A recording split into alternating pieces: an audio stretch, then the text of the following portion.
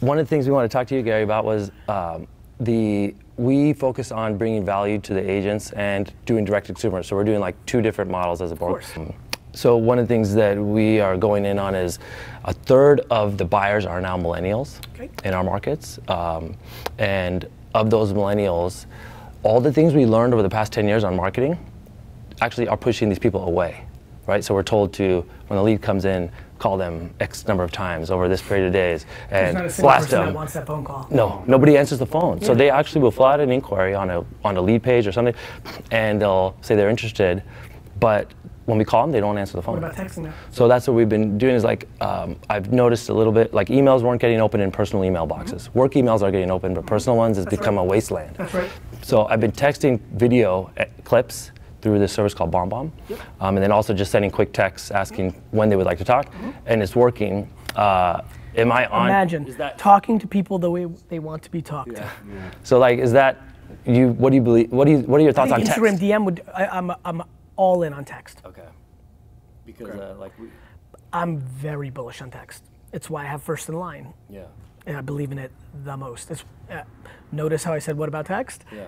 Text. So do you think, like, you think in terms of building a subscription model? If you added opt-in. If you added what's your Instagram handle in your lead gen form and said in little parentheses, we will follow you on there and DM you if we're unable to get to you by phone, you'll get everybody. Yeah, I mean, and then what you should really do on your lead gen form is, how would you like us to communicate with you? Email, phone, Instagram DM, come to your house, smoke signals, write you a letter. You get a lead gen, and then you've decided through tried and true practices from the 1970s, this is the industry now, to communicate with them, but they don't want to communicate. If somebody called me, I'd be upset. Yeah. I'm upset when people call me. Yeah, because you don't want the bandwidth for it. Because there's technology. It's called text me and I'll get back to you when I can, not you call me on my time. Yeah. We value time. Yeah.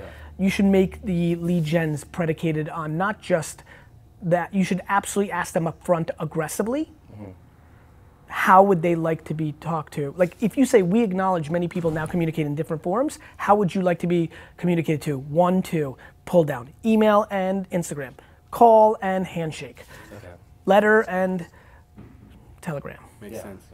Yep. It will work. And with millennials, that's... And there's old school millennials who want a phone call. Right. And there's 73-year-old grandma who's hip as fuck.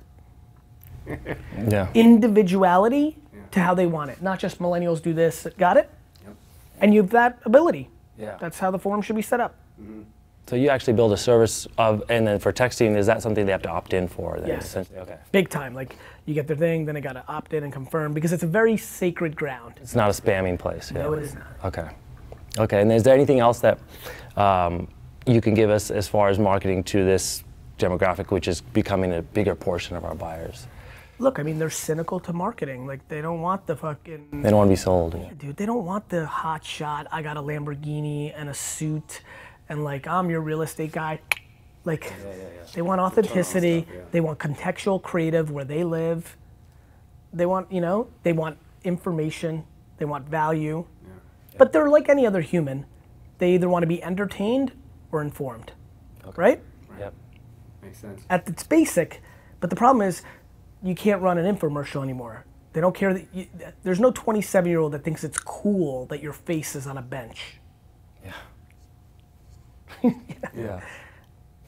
No, they don't. I mean, literally when I see like a real estate agent's face on a bench, I'm like, that person's definitely dead. We'll go on the freeway and we'll see a billboard where somebody just put up their face, and I'm like, that's for you, it's not for anybody else. 100%. And like, and that's fine too. Yeah, that's cool. Like, mazel tov, enjoy. I put my face on a billboard back in the day. It's fun, I get it. Yeah. The part where they really lose, believe it or not, I'm a little bit funny with outdoor media. The same billboard can sell for $20,000 and $2,000. Yeah. So my opinion changes on that. So there's a price, but it's just not what they're asking. Correct, so like billboards sell in a funny way. Like you'll sign a 6-month contract and they couldn't sell it to somebody else. So now the month is there, now they're scattered. They don't want an empty board so you can buy for $2,000 just for the month. So I like that billboard.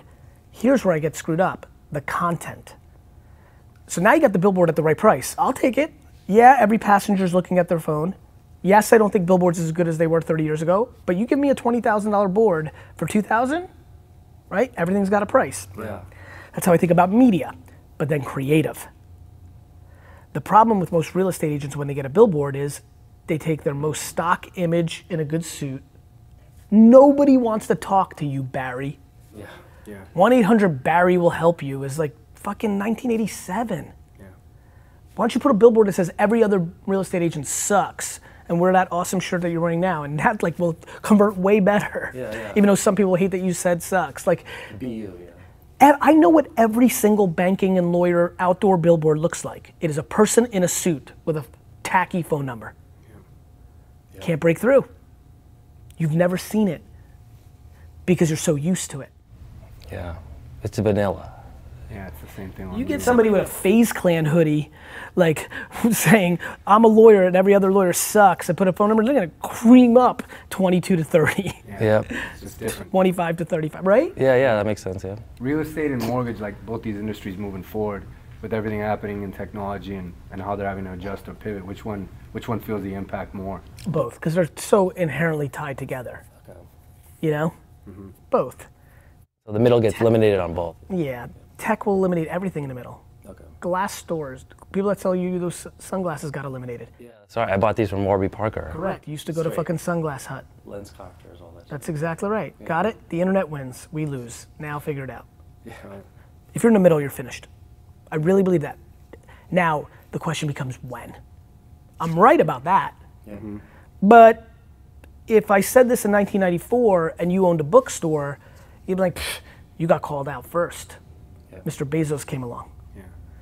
If you were a taxi cab driver and you watched this video for some reason because it hit your fucking Instagram feed, and you're like, well, I run an internet taxi in 2009, you're laughing at me. Like the kid doesn't know shit.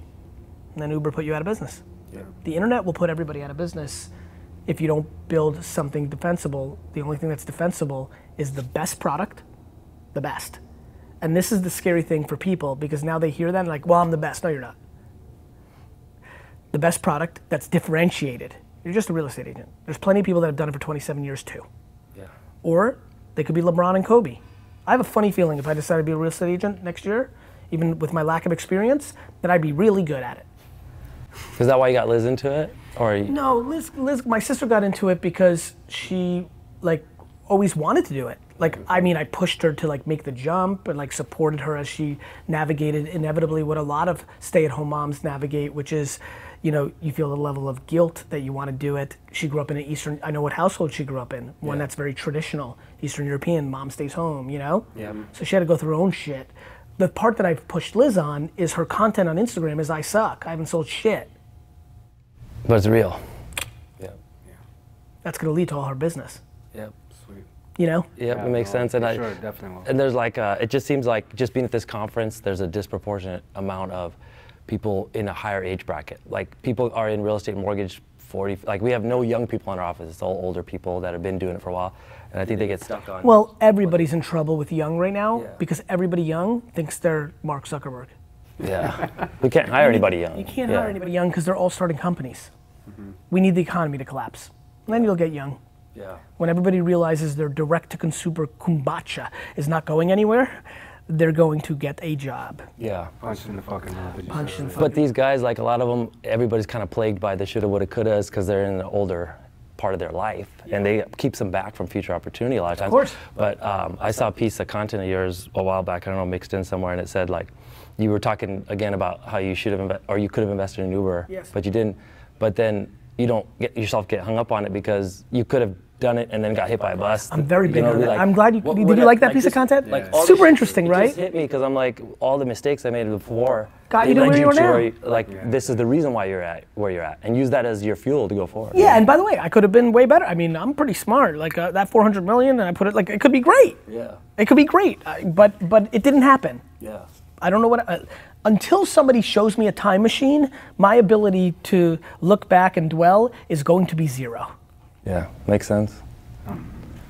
We just want to thank you for doing this too, man. We got a ton of wine on the way, I think. So I love it. What are you gonna do? we'll give it to clients. He's a big wine guy. I'm That's not. why I'm so excited about the barter I did with wine. It's a win-win. Yeah, but it was always a win-win. I always loved when I did barters for books, sneakers, and anytime I'm selling something, I want to barter because I want it to do well. And I know that access to me is very valuable because you can't get it. Yeah. So I always knew I had a market, and obviously as I've gotten bigger, the market gets bigger. I mean, some of the shit I did for Crush It, like buy 5 books and I'll be your best friend for a year, you know, like I didn't have the same leverage. Yeah. So anyway, with books, what I watched a lot of people do was they would buy 1,000 books and put it in a warehouse. Really? Yeah, because they just wanted my time. Right. Maybe they gave away a couple, but like, I don't blame them, they're busy. Right. If you can buy 1,000 books, you're probably busy, you know? So they're like, the best use of their time was to put in a corner. Wine's gonna be different. Yeah. Wine, people are gonna do shit with, because it has a natural currency in our society that's better than a book. No, clients love it. Yeah. The agents love it. And then for me, it was always ROI positive. Once I ran the math, buy 4,000 sneakers was worth whatever I was doing for you. Buy 4 sneakers was worth whatever you just bought. I decided was worth it based on how much pressure I felt to sell it, you know?